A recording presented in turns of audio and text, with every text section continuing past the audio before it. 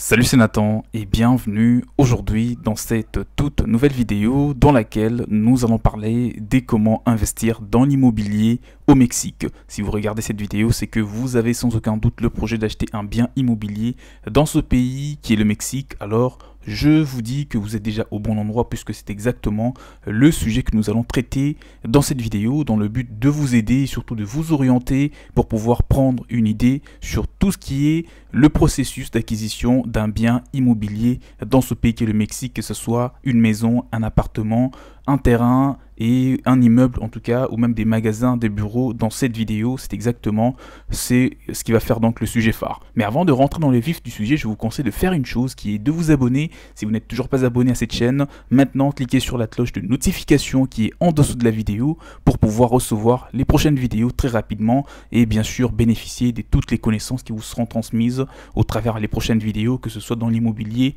ou dans d'autres sujets d'investissement. Si vous avez besoin d'un accompagnement, je peux donc vous aider. Vous n'avez qu'une seule chose à faire qui est de me faire un mail. Il y a mon mail dans la description de la vidéo. En dessous, vous trouverez donc le mail pour me contacter et je vous ferai bénéficier par la même occasion d'un guide PDF dans lequel vous aurez pratiquement toutes les informations, tout ce qui est orientation sur les procédures d'acquisition d'un bien immobilier au Mexique.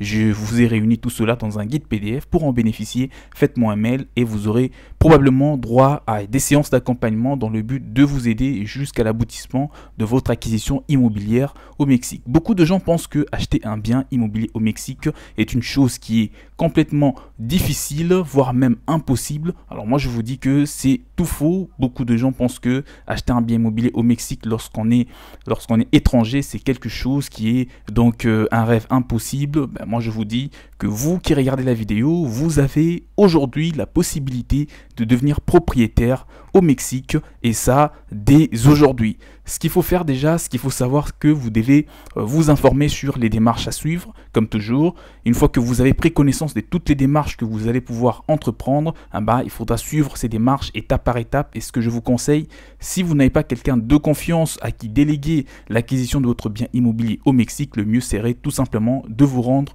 physiquement pour pouvoir donc vous rassurer notamment sur l'authenticité des documents et bien sûr c'est rassurer aussi sur la qualité du bien immobilier et sur tout ce qui va être donc fait pour pouvoir acquérir votre bien immobilier. La bonne nouvelle dans tout cela, c'est qu'il n'y a pas d'interdiction d'accord de propriété étrangère au Mexique. Ce qui veut dire que vous, en tant qu'étranger, comme je viens de le dire, vous avez le plein droit d'acheter tout type de biens immobiliers au Mexique, mais sous certaines petites conditions bien sûr. Le mythe dans tout cela a des racines donc historiques assez profondes. Pendant la plus grande partie du XXe siècle, il est important que vous sachiez que les étrangers ont en effet été empêchés de posséder des propriétés au Mexique. Cependant, les changements au cours des dernières décennies, en tout cas surtout les 2 dernières décennies, ont rendu l'achat des maisons au Mexique à la fois légal, populaire et surtout très facile. Maintenant, nous allons rentrer dans une autre phase de cette vidéo pour vous dire qu'aujourd'hui, la loi mexicaine autorise la propriété étrangère des terres ou des propriétés donc dans l'ancienne zone restreinte à condition que la vente soit donc effectuée par le biais d'un fideicomiso. C'est sans aucun doute la première fois, c'est probablement la toute première fois que vous entendez parler de cela. Nous n'allons pas anticiper, nous allons en parler dans quelques minutes. Donc le fideicomiso, c'est tout simplement un accord des fiducies qui est sanctionné par le gouvernement par l'intermédiaire d'une banque qui est autorisée et qui permet donc à un étranger de pouvoir posséder un bien immobilier au Mexique et ça de façon légale tout en bénéficiant des mêmes droits qu'un ressortissant mexicain. Ça c'est très important, c'est l'une des toutes premières choses ou les tout premiers documents qu'il faudra que vous puissiez donc obtenir pour pouvoir investir dans un bien immobilier au Mexique. Si vous n'avez pas cet donc accord de fiducie qu'on appelle en espagnol le fideicomiso, il vous sera impossible d'acheter un bien immobilier au Mexique en tant qu'étranger. D'accord? Il faut savoir qu'il y a quand même des conditions qui sont donc qui s'appliquent pour pouvoir investir dans un bien immobilier au Mexique, que ce soit pour votre usage donc propre, là on va dire personnel. Vous achetez un bien immobilier par exemple pour passer vos vacances au Mexique, ou si vous voulez acheter un bien immobilier dans le but d'attirer donc d'en tirer une rentabilité. Là on parle d'un investissement vraiment dans le vrai sens du terme, pour le mettre en location, pour pouvoir le rénover et le revendre par la suite. Enfin bref, que ce soit d'un côté ou de l'autre, il vous sera important d'avoir cet accord de fiducie, car c'est très important, car c'est une autorisation même dans le vrai sens du terme en tant qu'étranger pour investir dans l'immobilier au Mexique. Alors, ce qu'il faut savoir dans tout cela, c'est que une fois que vous avez cette autorisation, un étranger, tout étranger, peu importe votre nationalité, vous n'avez pas droit d'acheter un bien immobilier dans donc la distance et c'est situé à moins de 50 km des littorales. Donc si vous investissez dans un bien immobilier, le minimum entre votre bien immobilier et donc la mer doit être de 50 km. D'accord? Là, on parle de l'est à l'ouest et du nord au sud. À part cela, une autre condition s'applique également qui est que le même bien immobilier doit se situer au minimum à une distance de plus de 100 km d'une frontière entre le Mexique et un autre pays. On va prendre les États-Unis par exemple. Ça, c'est les conditions à respecter. Une fois que vous avez respecté donc ces deux principales conditions, je ne vois rien qui pourra donc vous empêcher d'acquérir votre bien immobilier au Mexique si vous avez bien sûr de l'argent pour donc investir. Un fideicomiso, on va appeler ça en français un accord de fiducie, comme je l'ai dit, c'est vraiment un document indispensable pour un investissement immobilier. Avec des coûts de démarrage et des maintenances relativement faibles, il faut savoir que ces fiducies fonctionnent sur des terres des 50 ans, plus précisément, soit à la fois renouvelables, transférables et présentent plusieurs autres avantages qui les rendent donc indispensables. Alors là, dans cette partie de la vidéo, nous allons un petit peu rentrer dans le détail pour vous parler de cet accord de fiducie qui est, je rappelle, un document qui vous sera important pour pouvoir investir dans l'immobilier puisque c'est en quelque sorte une autorisation qui est délivrée par une entité gouvernementale mexicaine dans le but d'accorder à un ressortissant étranger tout simplement la possibilité de pouvoir acheter un bien immobilier au Mexique en bénéficiant des mêmes avantages qu'un Mexicain. Il n'y aura pas de différence. Parlons maintenant des avantages de cet accord de fiducie. Premièrement, plusieurs personnes peuvent être enregistrées comme bénéficiaires, ça c'est un point très important. Contrairement à d'autres pays, au Mexique, vous avez le plein droit après avoir obtenu cet accord de fiducie, même pendant que ça sera donc mis en place, vous pouvez désigner n'importe qui, que ce soit un bien que vous voulez acheter entre conjoint et conjointe, vous pouvez désigner par exemple, si je ne veux plus de ce bien-là, ou si je ne suis plus en vie, mon bien, je souhaite le léguer par exemple à mes enfants, à mon conjoint, à ma conjointe, à mes parents, à tout ce que vous voulez, même à vos amis. Puisque dans certains pays, ce n'est pas du tout possible. Il faudra qu'il y ait un lien de consanguinité entre le propriétaire et les copropriétaires pour que le bien soit donc transmissible ou transférable. Et encore, il ne faut pas oublier qu'il y a d'autres démarches à entreprendre. Au Mexique, c'est relativement simple de transférer son bien immobilier à ses enfants par exemple, parce qu'il y a pratiquement rien de compliqué, il faudra juste signer 2-3 documents et présenter par exemple un acte ou quelque chose comme ça et c'est bon, le tour est joué. Ça c'est l'un des grands avantages d'investir dans l'immobilier au Mexique. De plus, ces contrats couvrent tous les héritiers de la propriété, ce qui signifie si les deux propriétaires décidaient par exemple tout bénéficiaire inscrit dans le fiducie pourrait en prendre possession sans aucune difficulté. Ça, je pense que je viens déjà de le dire. Les bénéficiaires donc n'ont pas nécessairement besoin d'être liés au copropriétaire d'origine. Cette fonction offre la tranquillité d'esprit ainsi que possède en tout cas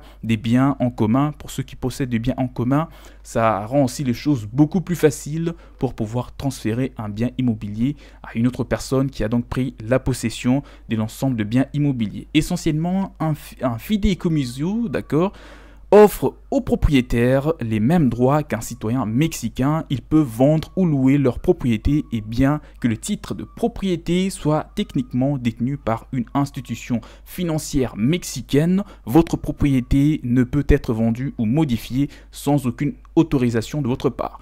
Je précise un petit point, lorsque vous investissez dans un bien immobilier au Mexique, il faut savoir que techniquement le bien immobilier appartient à une institution financière mexicaine au Mexique, au gouvernement mexicain, mais il y aura donc toujours votre participation de votre part puisque vous demeurez le propriétaire officiel de ce bien. Donc en aucun cas le bien peut être par exemple démoli ou revendu ou quoi que ce soit sans pour autant votre accord puisque vous êtes donc ce n'est pas en théorie, mais vous êtes concrètement le propriétaire et c'est officiel de votre bien immobilier. À part ça, nous allons avancer. Dans la prochaine vidéo, nous allons un petit peu rentrer dans les détails dans le but de vous parler des 5 principales étapes dans le processus d'acquisition d'un bien immobilier au Mexique. Pourquoi est-ce que je vous dis que c'est important de prendre connaissance de cela? C'est tout simplement pour pouvoir vous donner une idée assez globale de deux côtés de la chose, pour pouvoir vous aider à vous prendre donc en main et surtout à mieux vous préparer en conséquence et savoir les étapes une par une que vous serez susceptible de passer pour pouvoir acquérir un bien immobilier au Mexique. Mais dans cette vidéo, je vais quand même rentrer pas trop dans le détail, mais vous le précisez rapidement, vous le détaillez pour pouvoir vous aider quand même à savoir voilà ce qui vous attend. Alors la toute première étape, déjà ce qu'il faut savoir qu'avant de vous lancer dans l'achat de votre maison de rêve ou d'un immeuble d'investissement au Mexique, il est primordial de savoir comment acheter un bien immobilier dans ce pays. C'est très très important. Donc c'est de cela que nous allons parler et il est important de noter les parties qui seront impliquées dans la transaction de votre bien immobilier, dès la première étape jusqu'à la dernière. Et parmi les principales ou les parties qui seront donc les parties prenantes ou qui vont pouvoir donc être là lorsque vous allez acheter un bien immobilier, on a principalement l'acheteur ou l'acquéreur qui est vous qui regardez la vidéo, et on a le vendeur qui peut être une personne physique ou une personne morale, donc les entreprises qui vendent des biens immobiliers et qui délèguent parfois des courtiers immobiliers, ou juste un individu qui veut vendre son bien immobilier comme on a l'habitude de le voir un peu partout. Alors déjà la première partie c'est l'acheteur comme je l'ai dit et son représentant immobilier que vous allez pouvoir choisir de vous-même. Et la deuxième partie, on a le vendeur pour les nouvelles constructions. Il s'agit d'un représentant qui est mandaté par les constructeurs. À part ça, on trouve une troisième partie qui est l'avocat de l'acheteur et du vendeur. Il vous sera important de trouver un avocat lorsque vous allez investir au Mexique dans l'immobilier. Pourquoi? Parce que cette personne sera là en qualité de témoin, mais surtout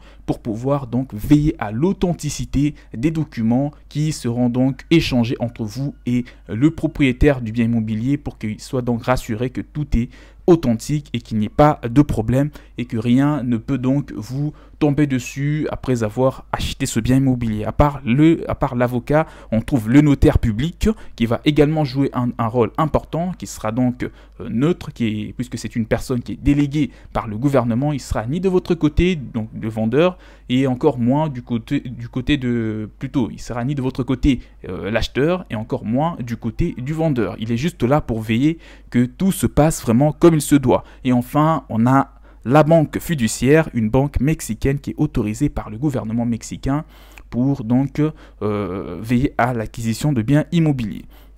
Une fois qu'un acheteur a une propriété particulière en tête, la propriété peut être réservée si l'acheteur effectue un dépôt de 5 000 $ américains. Au Mexique, vous avez la possibilité, une fois que vous tombez sur un bien qui vous convient, vous pouvez donc réserver ce bien immobilier à condition de déposer une somme d'au moins 5 000 $ américains. D'accord? Et autre chose, c'est que vous allez signer, donc ça sera signé sur papier que je souhaite donc réserver ce bien immobilier, etc. Voici le montant du bien immobilier, et ces documents aura donc une validité de 30 jours maximum. D'accord? Il faut savoir que c'est légal de 1 et de 2. Ça peut être prouvé en justice, ça peut être donc quelque chose, une vraie preuve que voilà, j'ai payé et ça a été parce que j'ai trouvé le bien immobilier était bien et je voulais réfléchir un peu.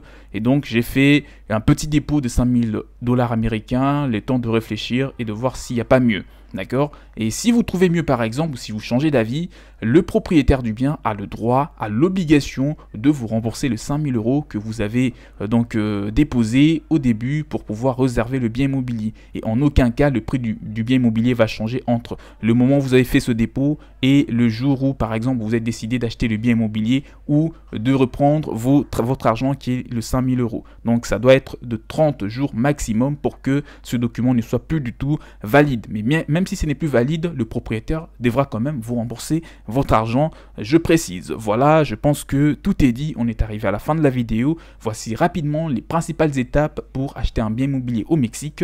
On a la première étape qui est l'offre initiale, la négociation et l'acceptation. Donc c'est un peu ça, on va parler d'une promesse d'achat. Vous voyez ce que je veux dire, vous allez vous dire que j'envisage d'acheter le bien immobilier, etc. C'est une promesse d'achat. Et la deuxième étape, à part celle-là, ce sera le contrat d'ordre. Qu'est-ce qu'un contrat d'ordre? On en parlera dans les prochaines vidéos. C'est tout simplement un document qui est défini ou qui définit un délai pendant lequel vous, l'acheteur, vous allez pouvoir mettre les choses en place pour acheter le bien immobilier. À part ça, il y a une autre étape qui est la création de la fiducie, d'accord?